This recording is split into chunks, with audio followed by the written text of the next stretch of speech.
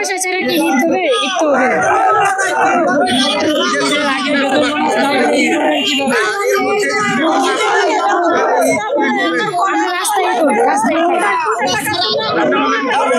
আমাদের কিছু রান্না করে টাকা ছাড়া কি ঈদ আছে? আমাদের যদি বানানো নাই এদেরকে আমরা কিভাবে নিয়ে খাওয়াবো?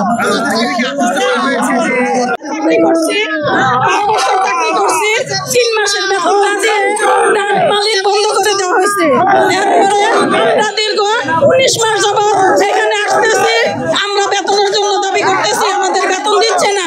আমার স্বামী নাই, আমার 2টা ছেলে আছে, তাদেরকে নিয়ে আমার অনেক কষ্টে আমার সংসার কাটতেছে। আমার কি অপরাধ? আমি ডাটে চাকরি করছি, এটাই কি আমার অপরাধ? এটা আমি প্রশাসনের কাছে জানতে চাই, আমার কি অপরাধ? আমার ছেলে মেয়েদেরকে নিয়ে আমি কিভাবে ঈদ করবো? ছেলে মেয়েদের মুখে আমি কি দিব? আমার পেটে ভাত নাই, আজকে 4-5 দিন ধরে আমরা রাস্তায় নেমে আসছি। 2 দিন